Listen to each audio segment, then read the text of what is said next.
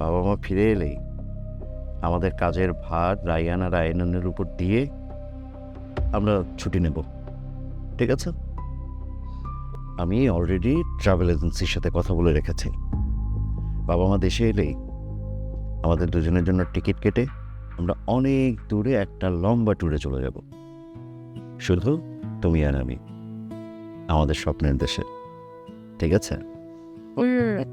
আমিও শুধু সেদিনটার অপেক্ষায় আছি, যেদিন সব কিছু ভুলে আমরা একটু শান্তি মতো বাঁচতে পারবো।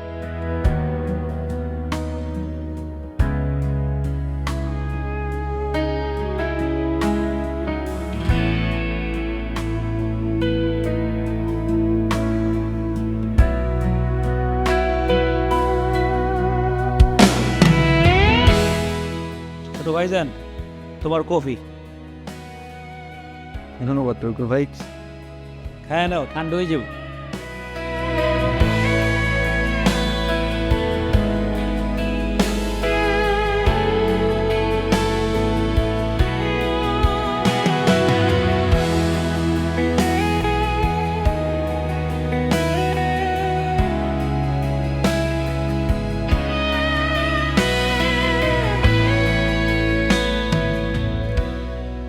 হ্যালো,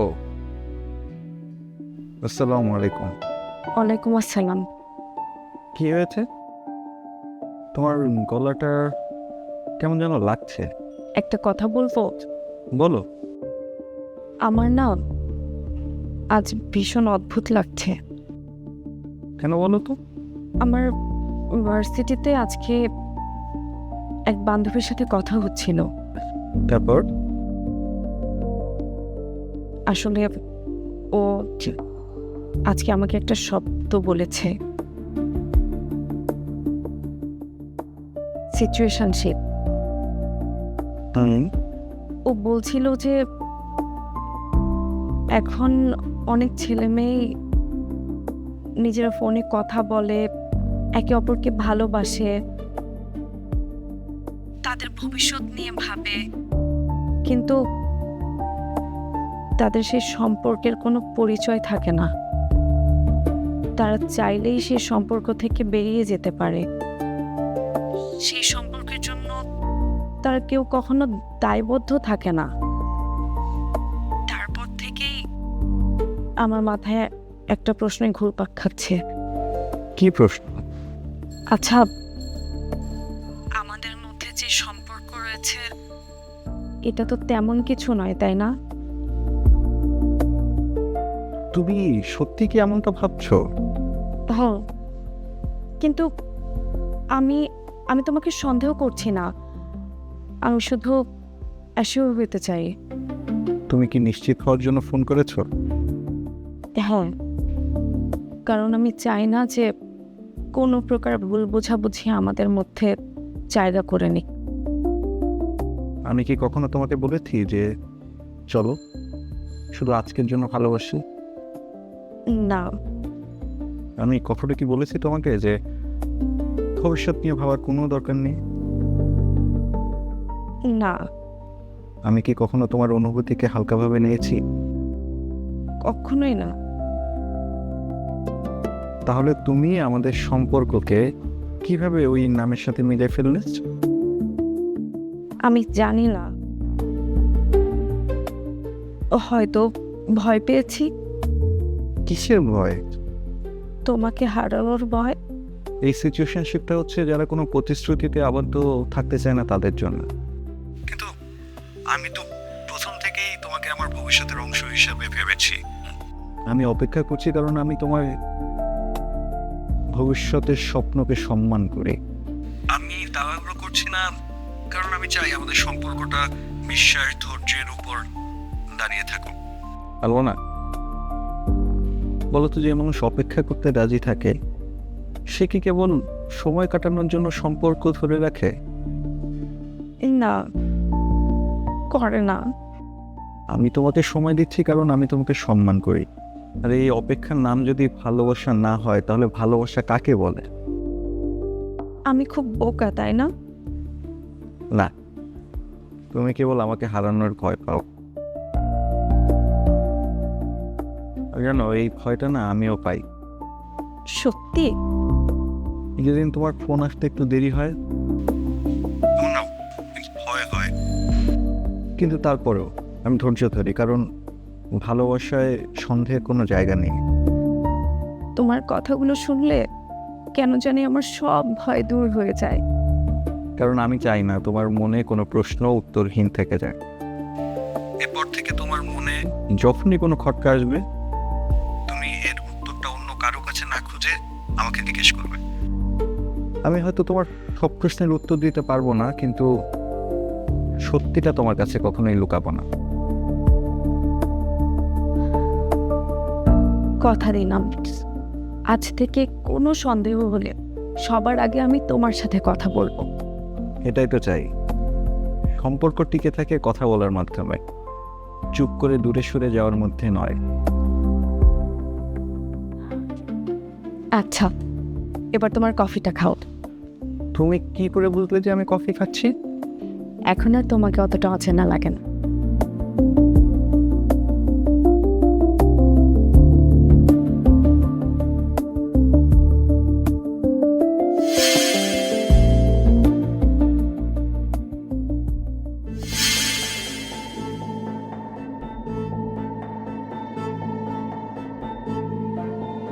কি করছো?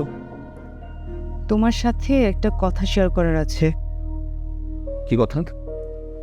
বাবার যে ইম্পোর্ট এক্সপোর্টের বিজনেসটা আছে, সেটার জন্য একটা মাস্টার প্ল্যান তৈরি করছি। Master plan?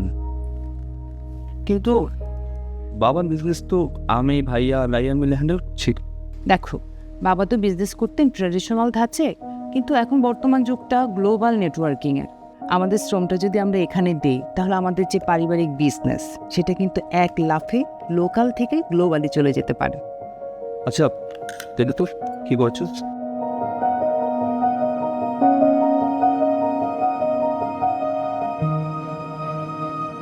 মাই গড, শাসা, তুমি তো custom supply chain method apply করেছো,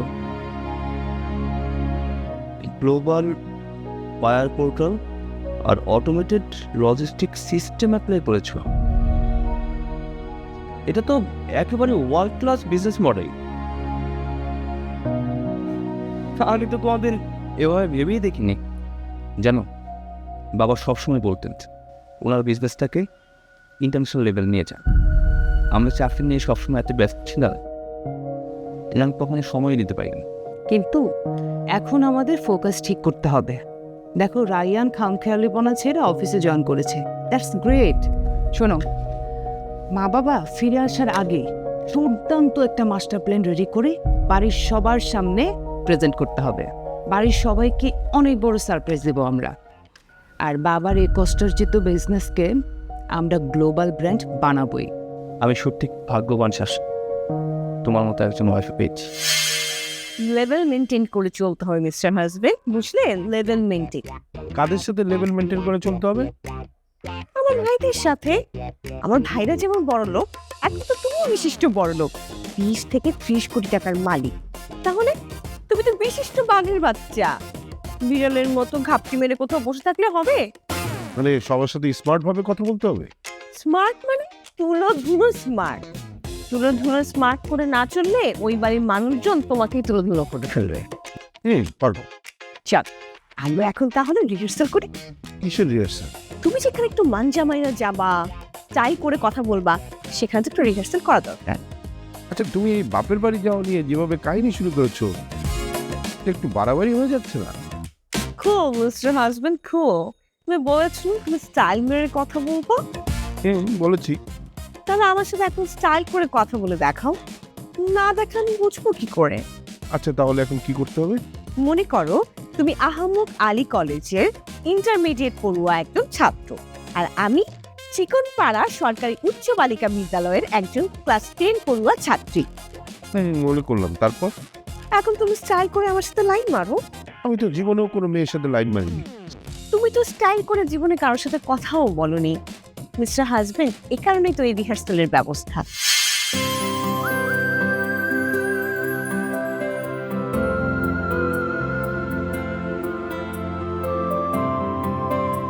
কি ব্যাপার? তোমাকে খুব অস্থির লাগছে। তুমি দেখেই বুঝে গেলে? কিছু কিছু তো জানি। না, সবটা জানো না। নতুন একটা ডিল হয়েছে, খুব বড় ডিল। আমাদের আরেকটা ব্রাঞ্চ খুলছে। বাবার মুখে অনেকদিন পরে হাসি দেখেছি। বাবা খুব খুশি। আর আমরা 3 ভাই মিলে আমাদের বিজনেসটা বড় করছি। আলহামদুলিল্লাহ, তোমাদের ভালো কিছু শুনলে আমার খুব আনন্দ হয়। আর জানো, ঠিকই এত কিছুর মাঝখানেও একটা কথা আমার বারবার মনে হয়েছে। চাই তুমি আসার পর থেকেই সব কিছু যেন সহজ হতে শুরু করেছে। আরে, এটা তো তোমাদের পরিশ্রমের ফল। অবশ্যই, কিন্তু কিছু মানুষ তার জীবনে কিছু মানুষকে সৌভাগ্যবান মনে করে। এটা কাকতালীয় হতে পারে, কিন্তু আমার জীবনে তুমি তাই। তুমি আমাকে এতটা বিশ্বাস করো? বিশ্বাস না, আমি তোমাকে অনুভব করি।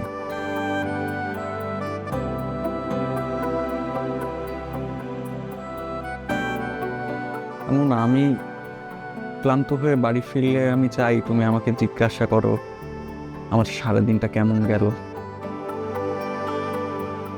আমার জীবনের সব থেকে খুশির শব্দ, খুশির সংবাদ আমি তোমাকে আগে দিতে চাই। আমার দুঃখের সময় তোমার কাঁধে মাথা রেখে আমি শান্তি পেতে চাই। আমি চাই আমি যখন বৃদ্ধ হব আমার পাশের মানুষটা তুমি হবে। আমার জীবনে কোনো সুসংবাদ আমি তোমাকেই প্রথম জানাতে চাই। আমার জীবনে যখন দুঃখ আসে আমি চাই আমি তোমার কাঁধে মাথা রেখে শান্তি খুঁজে পাই। আমি তোমার সাথে বৃদ্ধ হতে চাই। আমি চাই আমার সেই জীবনে তুমি আমার পাশে থাকো। আমি তোমাকে শুধু ভালোবাসি না, আমি তোমাকে আমার জীবন সঙ্গী হিসাবে কল্পনা করি। এমন না, তুমি কি আমাকে বিয়ে করবে?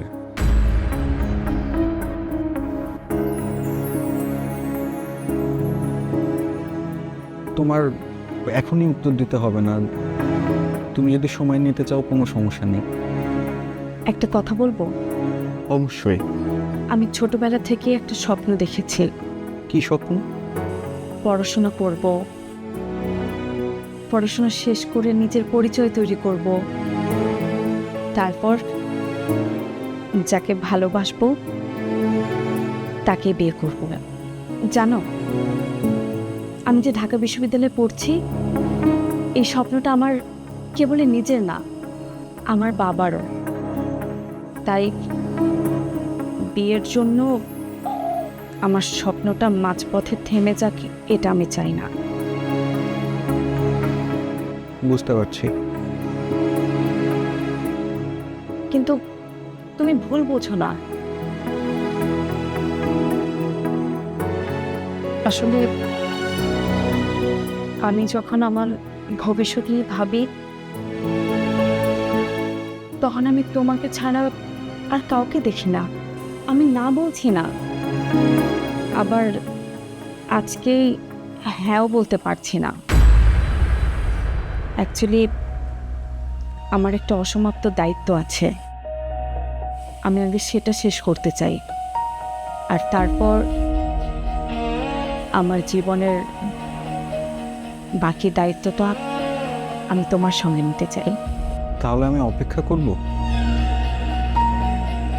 এতদিন তো অপেক্ষা করেছো, আর একটু পারবে না? যদি অপেক্ষা শেষে তুমি থাকো তাহলে আমি সারা জীবন অপেক্ষা করতে পারবো। একটা শর্ত আছে। বলো। আজ থেকে তুমি শুধু তোমার জন্য না, আমাদের স্বপ্নের জন্য কাজ করবে। আর আমি শুধু আমার জন্য না, আমাদের ভবিষ্যতের জন্য পড়ব। একটা কথা মনে রাখবে, কি? আমি দেরি করতে পারি, কিন্তু তোমার কাছে আসতে কখনো ভুল করব না।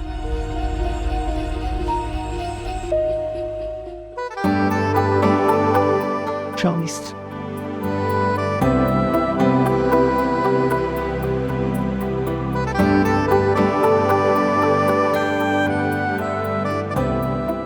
কিন্তু বৌদির সাথে লাইন মারে কি করে? কে বলেছে আমি তোমার বউ? তুমি আমার বউ না? আমি তো চিকনপাড়া সরকারি উচ্চ বালিকা বিদ্যালয়ের একজন ক্লাস 10 পড়ুয়া ছাত্রী। আমার নাম গোলাপচা। ও, তা আমার নাম কি? তোমার নাম মন্টু মিয়া মায়ের ছেলে। মায়ের ছেলে? এটা আবার কেমন? এই জন্যই তোমাকে মন্টু মিয়া মায়ের ছেলে বলে সবাই ডাকে। ক্যারেক্টার মাথায় ঢুকেছে? ঠিক আছে। মনে করো স্কুল ছুটি শেষে আমি বাসার পথে যাচ্ছিলাম, তুমি মাঞ্জা মেরে আমার জন্য দাঁড়িয়ে আছো। চলো চলো উঠো, রিহার্সাল করি। আমি এখন স্কুল থেকে বাসায় ফিরছি। গোলাপজান, ওর সাথে আমার একটু কথা আছে। আরে মন্টু মিয়া মায়ের ছেলে, কি কথা বলে ফেলো। আসলে হয়েছে কি, মানে কথাটা বলতে চাই কিন্তু কেমন যেন বলতে বলতে পারি না আর কি, একটু ভেতরে থেকে যায়। পেটের মধ্যে কথা রাখলে কিন্তু পেট কষা হয়ে যায়, তাই যা বলার বলে ফেলো। মানে আমি কি সরাসরি বলবো না একটু ঘুরিয়ে পেঁচিয়ে বলবো? চক্কর খেয়ে বলার কি আছে, সরাসরি বলে ফেলো। না, তোমার জন্য না আমার একটা ফিলিংস হচ্ছে। এই পাড়ার সব ছেলেদের আমার জন্য ফিলিংস হয়েছে, তো কি হয়েছে? না, আমার ফিলিংসটা একটু গভীর। গভীর? কত ইঞ্চি গভীর? এই তুমি দর্জিদের মতো কথা বলছো কেন? ইঞ্চি ফুটেজ এগুলো তো দর্জিদের ডায়লগ। ও শোনো, আমি তোমার জন্য না সাগরে ডুব দিতে পারি। হ্যাঁ। সাগরের ডুব দিয়ে তুমি সাগরের নোনা পানি খাবে? কেন? আমি সাগরের নোনা পানি খাবো কেন? আমি তো সাগরের নোনা পানি খাবো না। তাহলে কি খাবে? শোনো, আমি মিনারেল ওয়াটার নিয়ে সাগরে ডুব দিই, তারপর সেই মিনারেল ওয়াটার নিচে গিয়ে চুপ চুপ চুপ চুপ করে খাবো। ও মা, তোমার তো দেখে অনেক বুদ্ধি। হ্যাঁ, তুমি তো বুদ্ধিমান ছেলে পছন্দ করো। হ্যাঁ শোনো, আরো 10টা বুদ্ধিমান ছেলে সামনে দাঁড়িয়ে আছে, যাই ওদের সাথে কথা বলে তারপর বাসায় ফিরি। নো নো গোলাপজান, দাঁড়াও। দাঁড়িয়ে কি করবো? সারাদিন তোমার সাথে রং তামাশা করবো। রাতের বেলা স্বপ্নে তাই দেখি, আর সকালবেলা সকালবেলা কি করো? দাঁত ব্রাশ করি। ওকে, কাট কাট। কি রিহার্সাল আর হবে না? হ্যাঁ শেষ, তুমি পেরেছো তো। টাইম মানে আমার সাথে কথা বলেছো। তাই? আমি প্রথমে ভেবেছিলাম তুমি পারবে না, কিন্তু তুমি পেরেছো। ঠিক এইভাবে আমার বাপের মানে সবার সাথে স্টাইল করে কথা বলবে। ওকে, ওকে, পারবো।